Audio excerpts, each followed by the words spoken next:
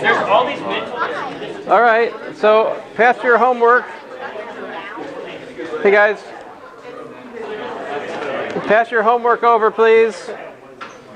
Pass the missions over this way. I'll collect them. Thank you.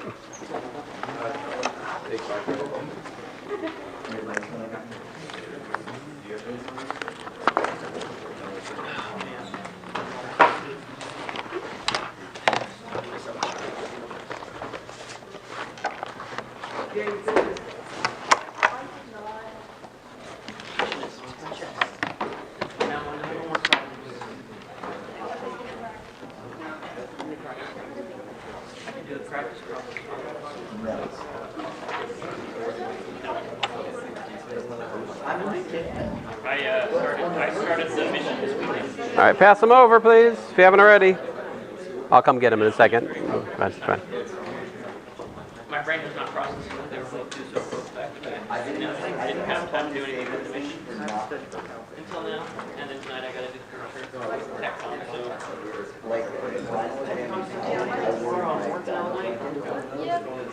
All right.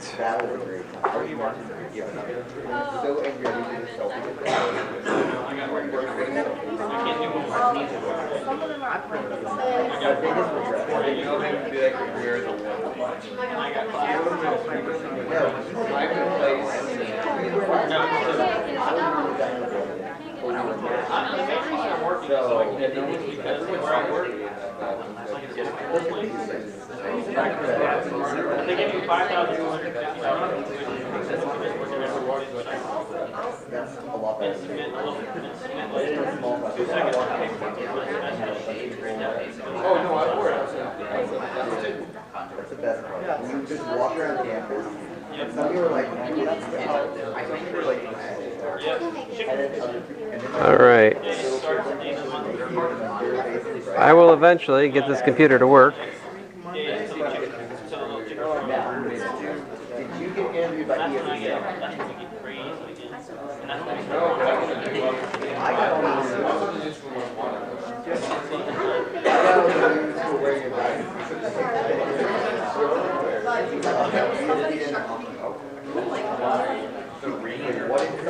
There we go. There we go. Very exciting. Thank you. Thank you.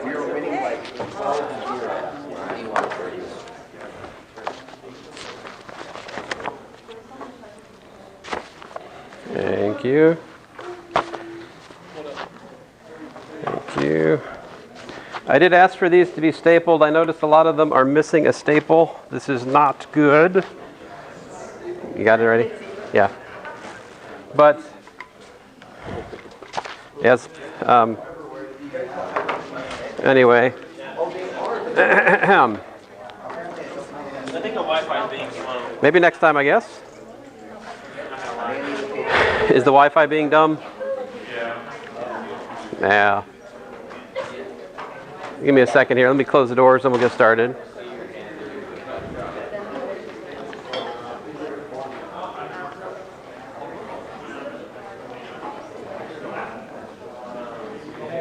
All right.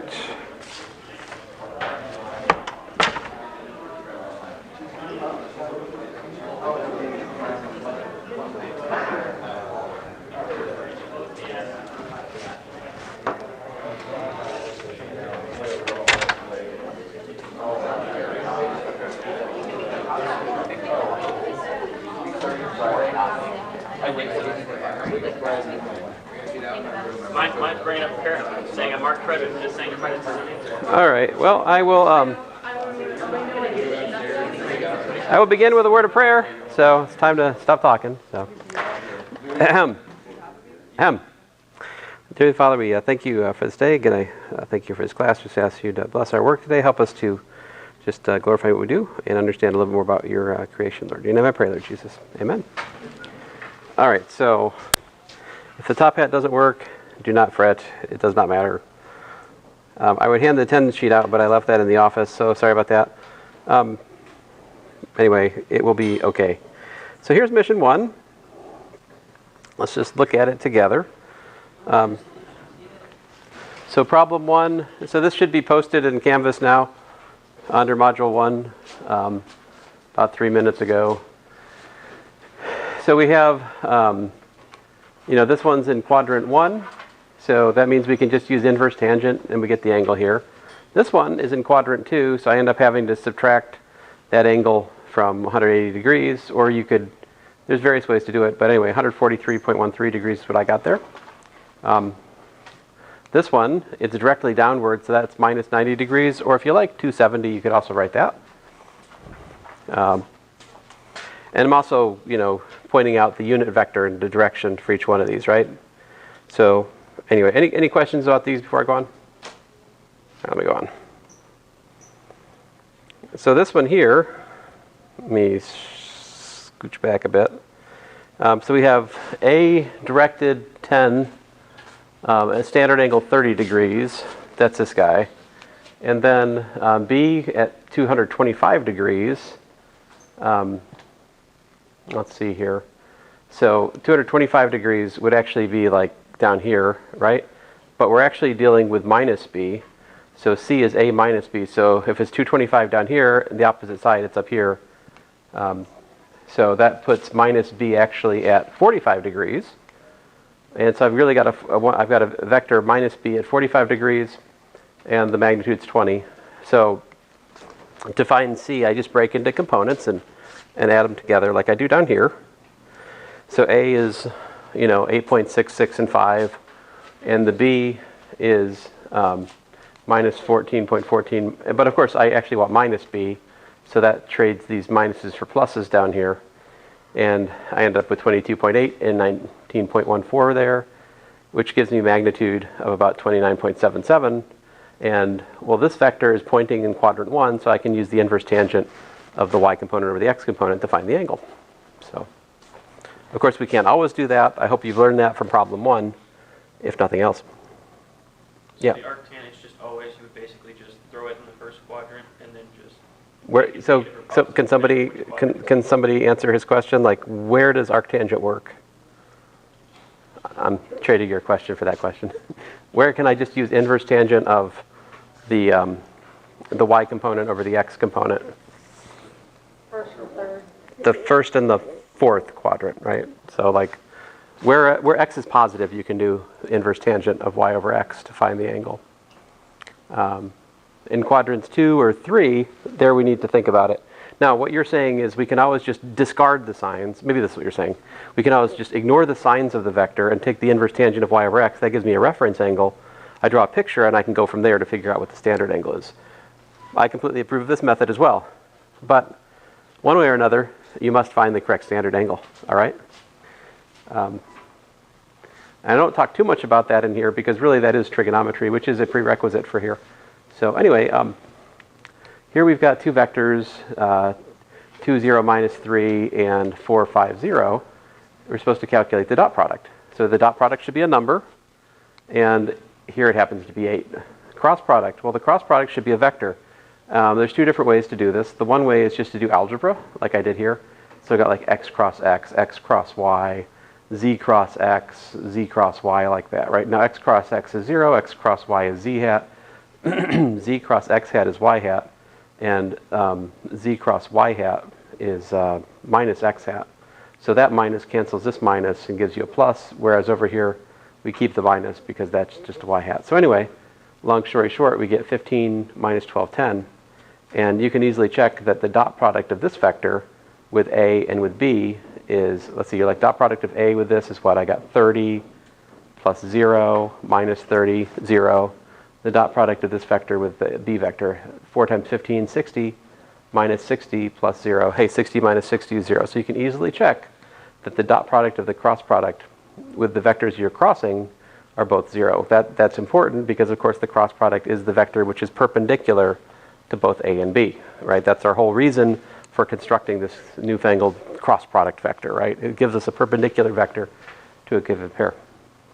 Now to find the angle between A and B, standard calculation, we just do the inverse cosine of A dot B over the product of the lengths of A and B, which here gives me 69.3 degrees. Anyway, any questions? If you have questions, just like jump in, all right? So to find a vector of length 7 perpendicular to both A and B, so what I do is I want a vector in the direction of the cross product.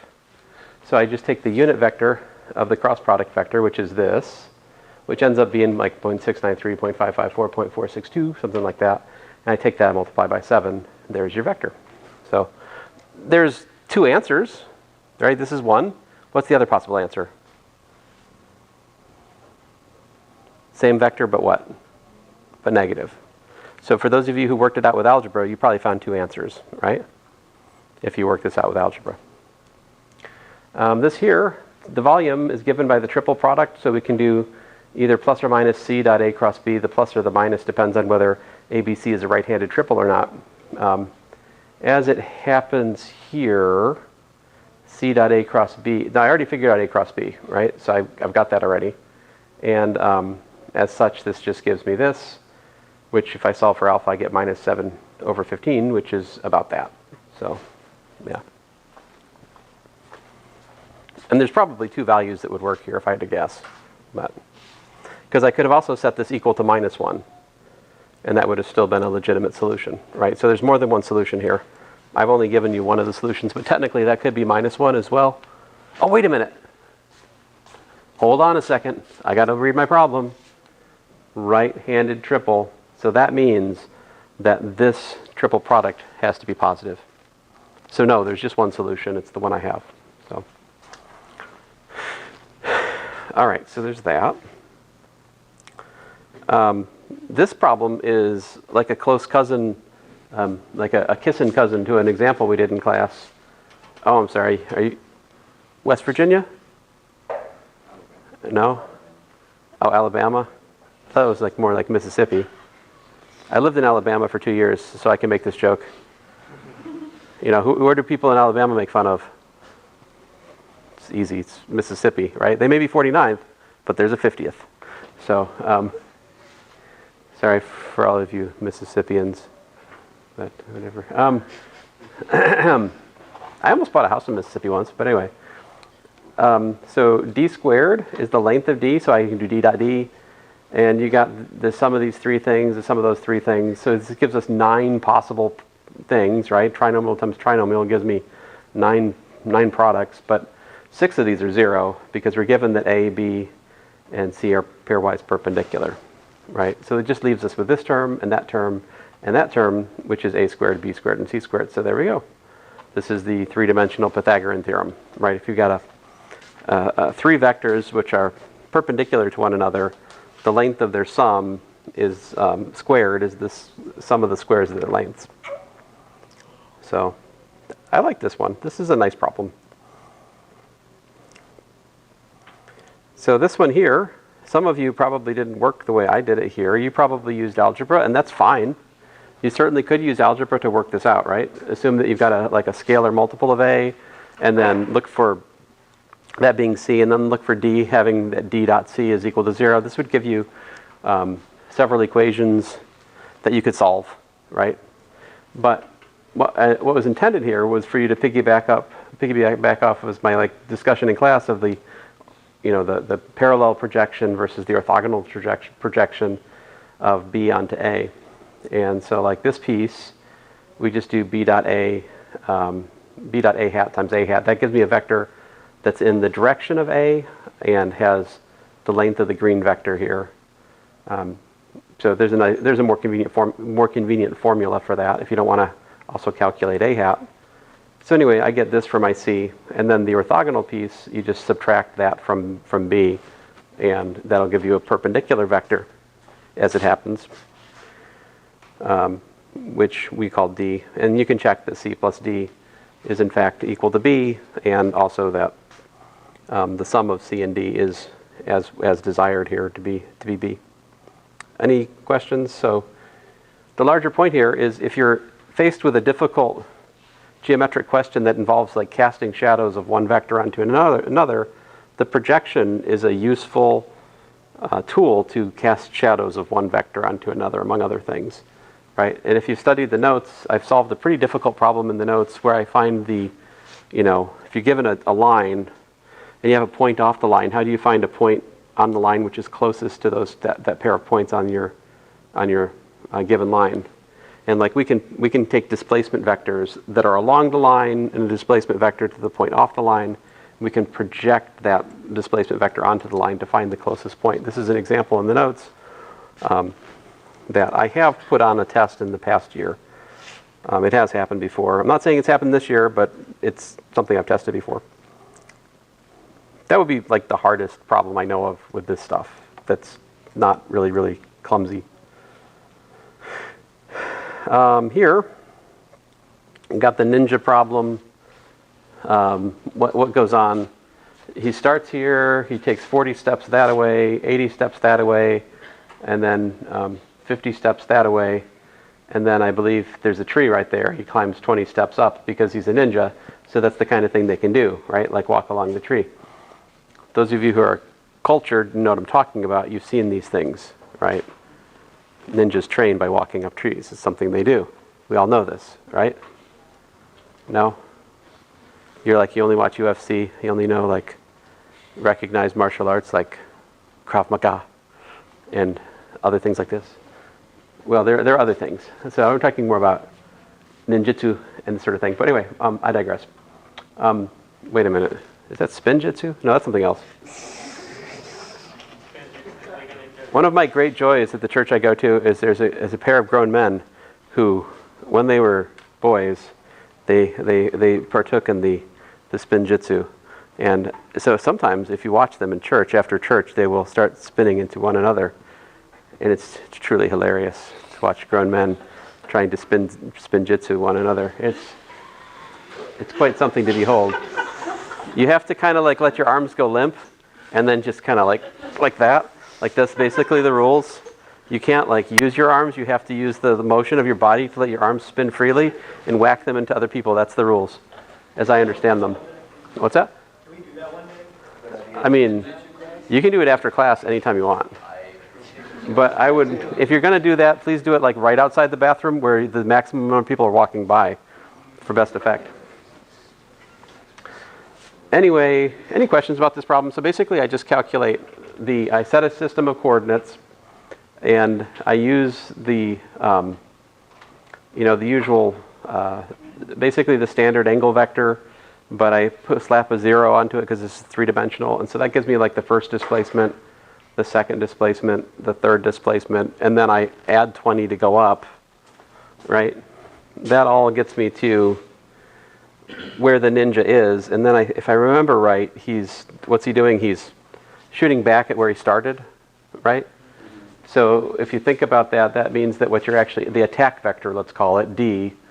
Let's see, what is this here? What's D? Dude. Oh man. I seem to have invented the letter D all of a sudden there. Well, okay. Oh, okay, I see. So this D is minus the position, right? Oh, here, it's in this picture. So this right here, starting place, here to here to here, that's the sum of the displacements. That's this business, right? And then if we add D, we get to 0. So D has to actually be minus all this stuff, which is what I've done here, right? The attack vector D is minus this vector, which is that. And then I draw this picture. The length of it is the sum of the square roots. Sum of the squares square rooted. That gives me the length of the attack vector. And then I can figure out the angle because I know it's 20 up, but it's 52 over like that. So I got this triangle. So I can figure out the angle of inclination from that picture. And it's apparently minus 76.16 degrees. I've talked enough about this problem. So, oh, my bad. 22.21 degrees below the horizontal because the 76.16 is the opposite angle. It's the, anyway. All right, so the next one here, this is an equilibrium problem. The sum of the forces are 0. We have tension 1, tension 2. Tension 3 is given to be M1G, so that's handy. So I just need the sum of these 3 forces is 0. But if we look at the red vector and the blue vector, we can break them down using trigonometry. We got like a minus T1 cosine theta for the x component of T1, a plus T2 cosine theta 2 for the x component of T2. And they're both upward in the vertical sense, right? T1 sine theta 1, T2 sine theta 2. And so we've got the sum of these three vectors has to balance out to be 0 because the acceleration is 0, it's in equilibrium. And as such, I can add the x components together, and I can add the y components together, and I get two equations and two unknowns, and I can solve these, right? I can solve these, and so doing, I can find the tensions T1 and T2. So I chose to solve equation 1 and plug it into equation 2. When I did that, right, solved equation 1 for that, and then plugged it into equation 2, it gives me this. Now I've just got T2, so I can solve for T2 by algebra. And putting in the angles which are given gives me 1.2876 divided by, anyway, if you take the reciprocal here, I get like about 0.7771 m1g. And then going back to the formula that we solved for before, plugging this T2 that I just found in up here, I get 0.6293 m1g for the other one. So there's that. This one's pretty easy, really, right? Because all you have to do is use the formulas that we derived in class, right? We derived the max range formula and the max height formula in the context of motion on a plane with the same beginning and ending height, which is the situation here. So the range is 4 times the height, but our formula for range was this, and our formula for height was that. But notice that I've undone an algebra step in the formula. Instead of writing sine 2 theta, I've chosen to write 2 sine theta cosine theta, which is trigonometry allows. That's a good move to make here. See, I'm trading this, which we had at the end, for that, because then I can cancel the sines. See, they be canceling. And when I do that, I got a 2 and a 2 here. The g's, they be canceling. 4 over 2 is 2. And after the dust settles here, we've got tangent of theta equals to 1, also known as 45 degrees. You should understand, this is an accident, a happy accident, right? If I had, instead of said 4, I said 5, it would have been some ugly angle, right? And it's easy to modify this problem into a host of other problems, right? I can say, like, suppose the range is 10 times the maximum height, or suppose the range is 3 times the maximum height. There's like a kabillion different modifications of this problem that are possible. But anyway, that's that. Now, of course, you could also solve that problem by like direct confrontation of the kinematic equations. You certainly could make that problem more complicated if you ignore the derivations that we did, right? And you probably could still have gotten to 45 degrees. And if you are such a person, you should have a much deeper sense of satisfaction over solving the problem in that way. Or if you value easiness, then you'll feel deep personal regret. I don't know. You go either way. Here's another one. So we got an arrow. Inclination 30 degrees, bow height of 2 meters. You're trying to shoot a cat. Obviously evil, that goes without saying. 200 meters away in a branch 22 meters above the ground. So I'm saying 200 meters over horizontally. If in doubt about what I mean by that, then ask. But I meant 200 meters horizontally and 22 meters up. So the question is, what speed v0 do we need to shoot the cat? So let's think about this. We've got v0 cosine theta times t is my formula for x, right? Which gives me about 0.866 v0 times t. And my y formula is 2 meters plus 0.5, because sine of 30 degrees is 0.5, right? So sine of 30 degrees is 0.5. We got 0.5 v0 t minus 1/2 gt squared. So the time of interest has x equal to 200. So I can figure out that time. So well, not quite. I can figure out, I have this equation, right? And I also know at that same time, 22 meters is equal to 2 meters plus that time times v0 times 0.5 and this, right? So I've got what? I've got 2 equations here. And how many unknowns? 2 unknowns. I don't know v0 and I don't know t, right? But I can solve for t from the first equation. And that gives me v in terms of t in terms of v0, and then I can plug that equation into the second equation. So by algebra, that gives us this, right? So lo and behold, we solve for v0, we can get 90 95.473 is equal to this business here. So you notice that the V-naughts, they be cancel in here. And so this just gives us a number, which I brought to the other side. And this here, I've got a 4.9 times a 200 squared divided by a 0.866 squared, and I've got a V-naught squared. And the units here are kind of insufferable, but I'm suffering with them. You know, you are free to do algebra for a problem like this without units, if you wish. All right, you can say omitting units somewhere, and I'll be fine with that. However, if you write your answer without units or with extra units, I will take off points. This becomes an issue with like symbolic problems. Sometimes we have a symbolic problem where, you know, the solution is like, say, v is equal to v naught e to the alpha t. And there's some of you who will then multiply it by meters per second to tell me meters per second. You cannot do that. There's already meters per second in the v naught. You can't put an additional meters per second next to the v naught.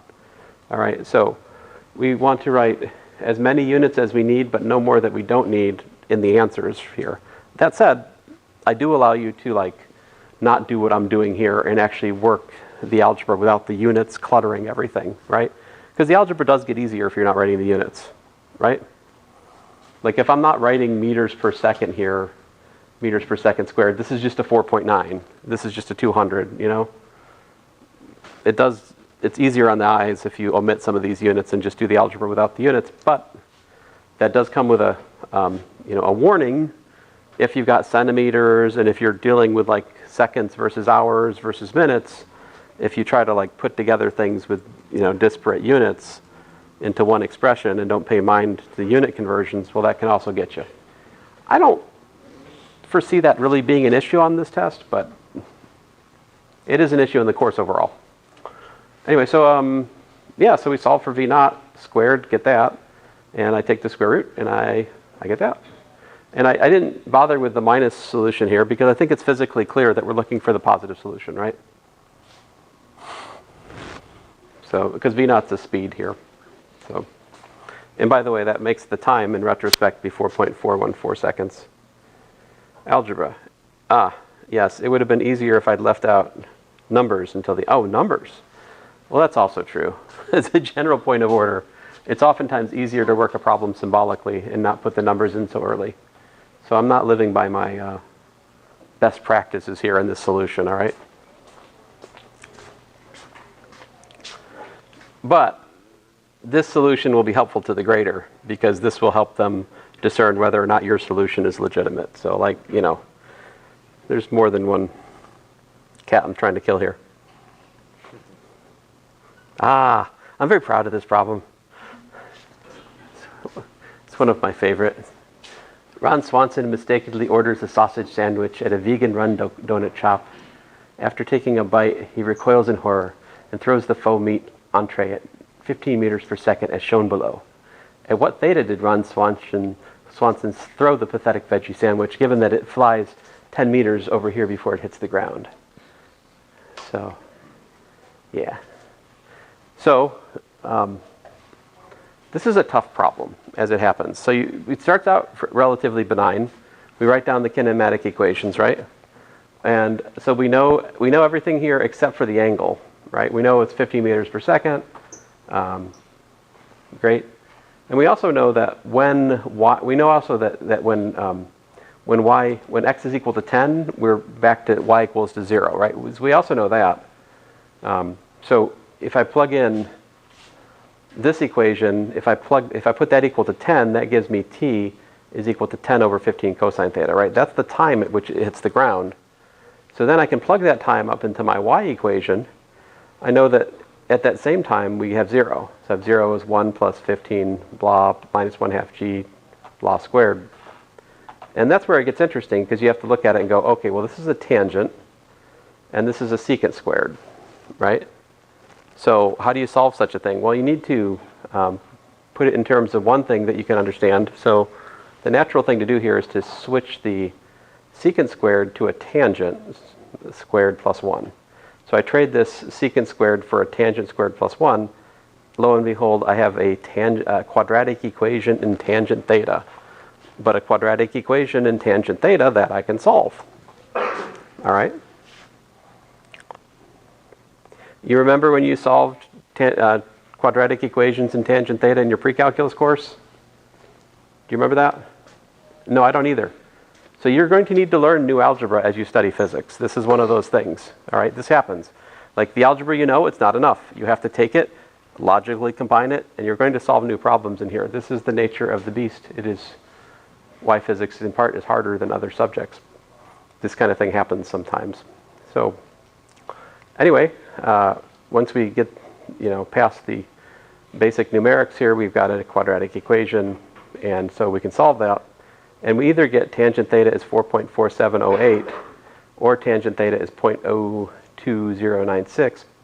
And so if I take inverse tangent, I either get 77.39 degrees or 6.897 degrees. And these are both allowed solutions, all right? There's a long time solution and there's a short time solution.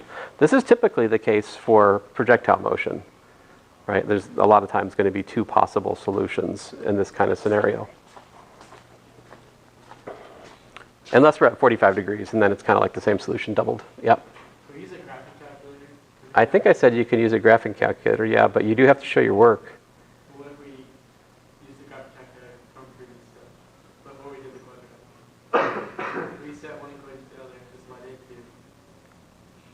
Can you solve you mean can you solve like this equation with your graphing calculator? If you say in words, I used a graphing calculator to solve this equation, I'll probably allow it.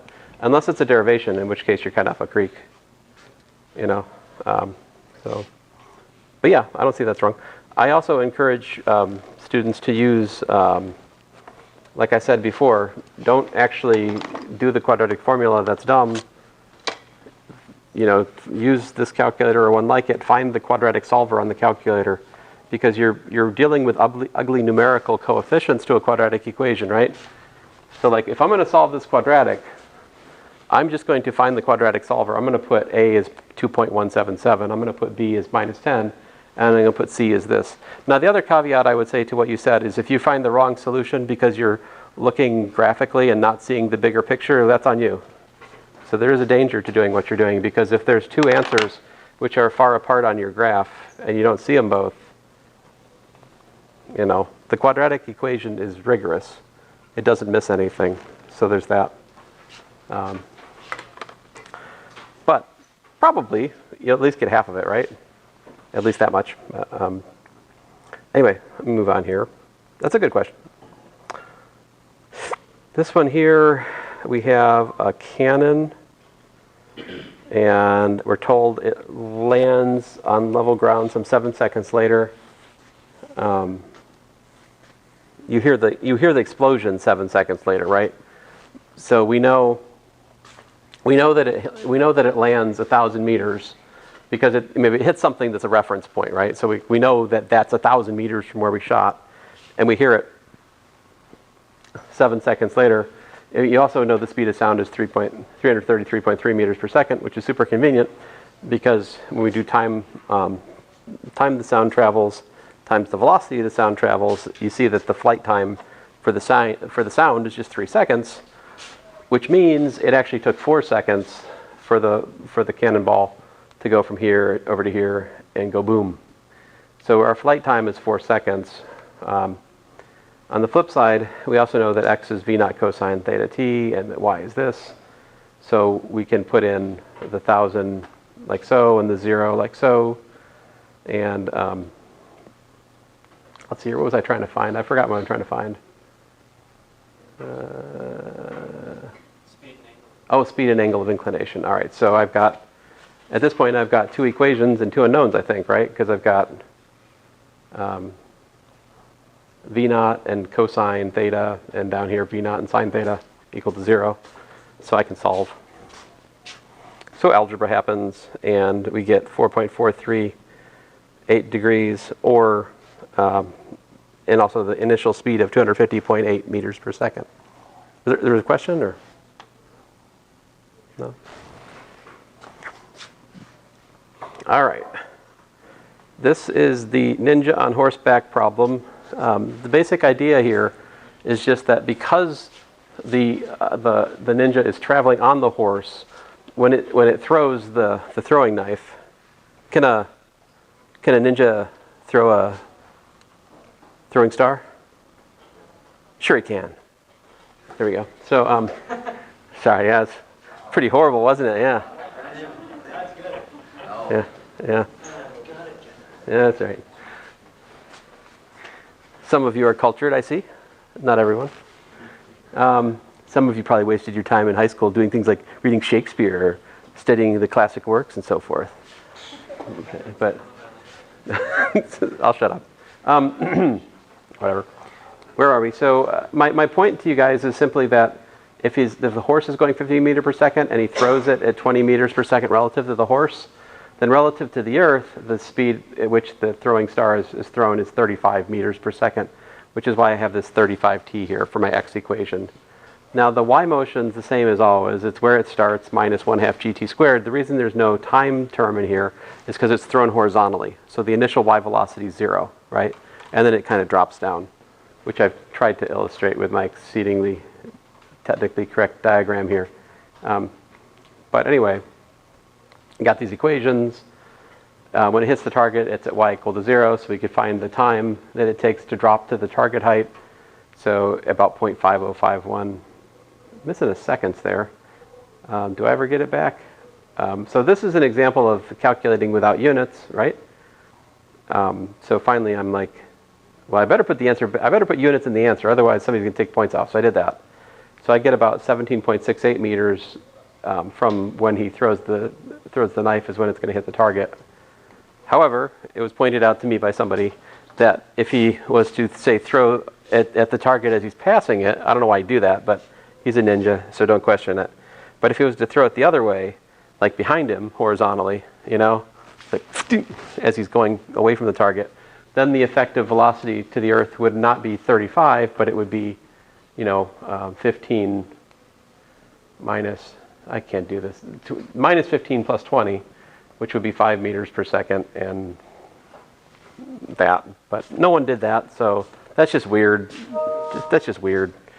I almost did that. I was like, nah, we wouldn't have done That's good. So we got the rocket car problem. This is a fun one. So he's rocketing here at what was it, 4 times g here over the first part, and then he brakes at minus g. So that distance is L, and then the question I think was, what was the braking distance? And what's the total distance the car travels? So I called the braking distance L. We don't know it yet, but we'll figure it out. So we have the timeless equation for each step. The velocity in the middle squared is equal to the initial velocity plus, 2 times 4gl. But here initial velocity was 0 because it starts from rest, which tells you the v1 squared is 8gl. But on the other hand, the final velocity squared is equal to the middle velocity squared minus 2gx because it's braking. But the final velocity is 0 because it's where it stopped, and so that gives us v1 squared is 2gx.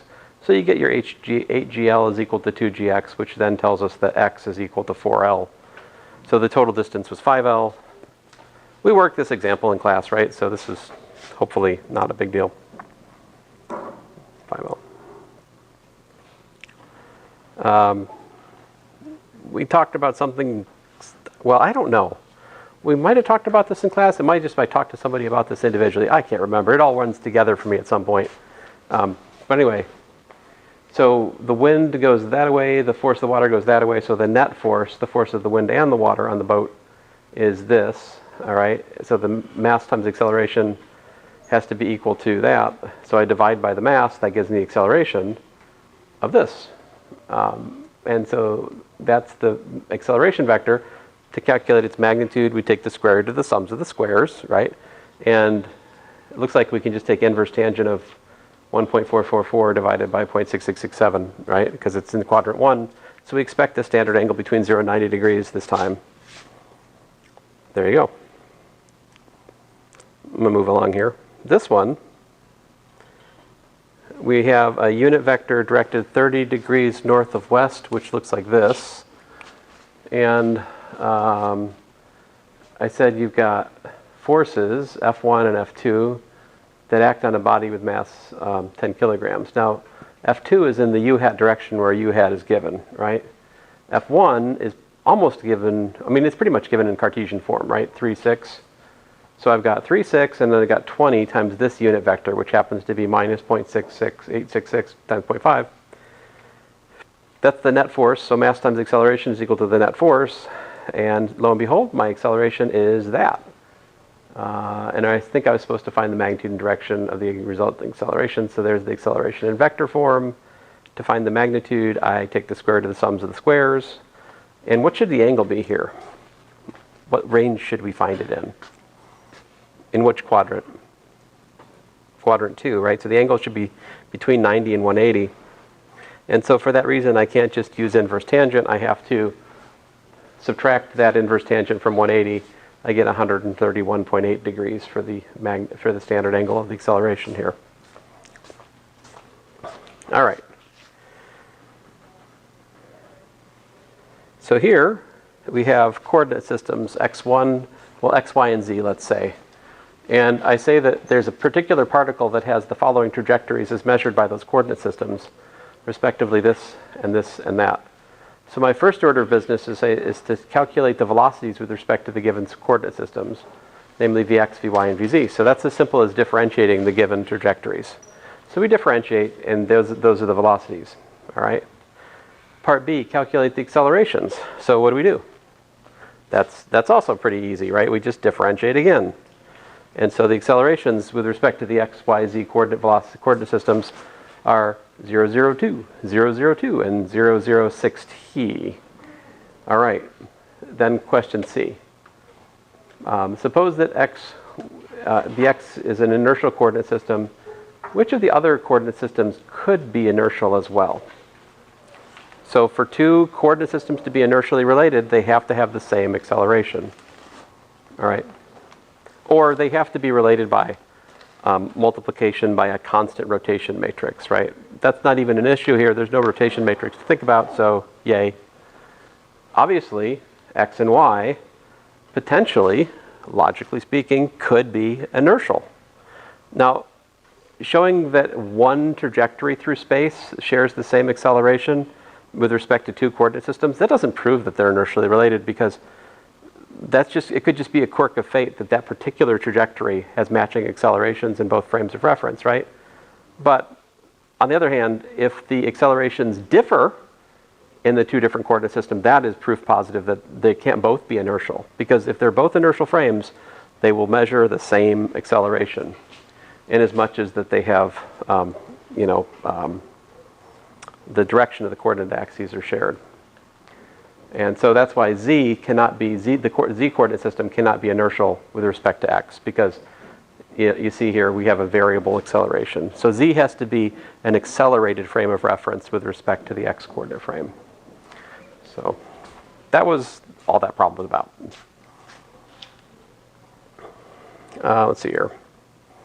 This one, you got bathroom scale, elevator starts moving, the scale reads 45 kilograms, find the acceleration of the elevator. So we just talked about this in the other class. I don't want to belabor it. I'll just tell you the answer here. So let's see here. So let's see. His actual mass is 55 kilograms, right? He weighs 45. That means that you're accelerating down. He's starting to feel a little bit weightless, right? So it makes sense that the acceleration should be negative for part A. For part B, if 67 kilograms, that means he's what? He's weighing heavier than he actually is, right? That means acceleration. That means the elevator must be going up and pushing up on him more than gravity, right? And that's why we find an acceleration of 2.13 meters per second squared there. And then finally, yeah, the weightless case. Yes, you should worry if the elevator's free falling. Yes. Problem 18, you got the acceleration of Bob is given to be this. And I tell you Bob is at 0, 0, 0 with velocity 1, 2, 2 at time 0. And the question is just simply to find Bob's position and velocity and speed as functions of time. So the acceleration is given. We can integrate from 0 to t the change in velocity with respect to time tau, d tau like this. I'm using tau as a integration variable so I can write t up here without ambiguity. And when I do that, I get this net change theorem here equals to that. But notice something here, which is that e to the 0 is not 0, it's 1. So you have e to the 2t minus 2, and over here, these of course give you that and that. Now, v sub 0 was given to be 1, 2, 2, so after the dust settles here, we get v of t is this plus that, and you can check that when we plug in times 0, we indeed do get 1, 2, 2 like we want. Then, if we integrate this, right?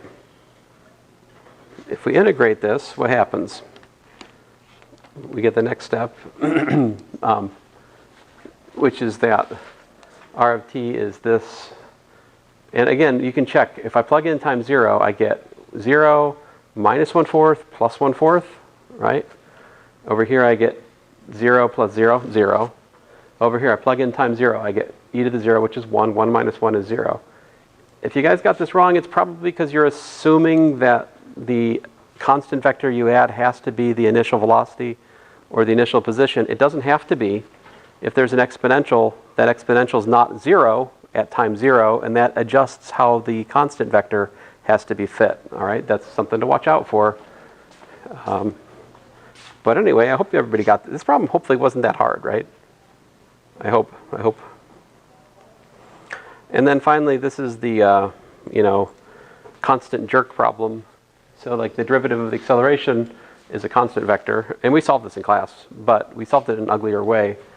If I integrate both sides, I get Vf minus V naught is, c times the times squared over 2 final minus initial. If I solve for V, then I get this. If I then put Tf equal to T and T naught equal to 0, I get this equation. So there's my velocity as a function of time. And then I integrate, I have to differentiate again. So I did the calculation a really different way in these two examples. I wanted to illustrate both methods, right? There's the indefinite integrate, do an indefinite integral, fit the constant, that's one method. The other method is to do a definite integral with variable bounds that will build the initial conditions in. These are the two techniques that I know to fit initial conditions. So I showed you both in class and also now here. But anyway, so if I integrate, the derivative of the velocity is position. When I integrate this, I get t times v naught. When I integrate that, I get 1/3 times 1/2, which is 1/6, t cubed c, and then plus a c2 vector.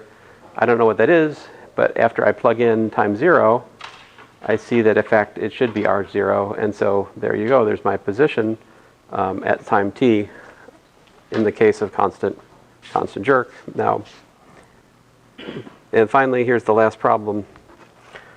This is the last problem, right? All right, that's good because we're out of time. Anyway, so you can look at it. It's pretty simple. We just separate variables and use the VDVDX trick there. So anyway, I'll see you guys Wednesday. I hope you're ready. I hope I'm ready. See you guys.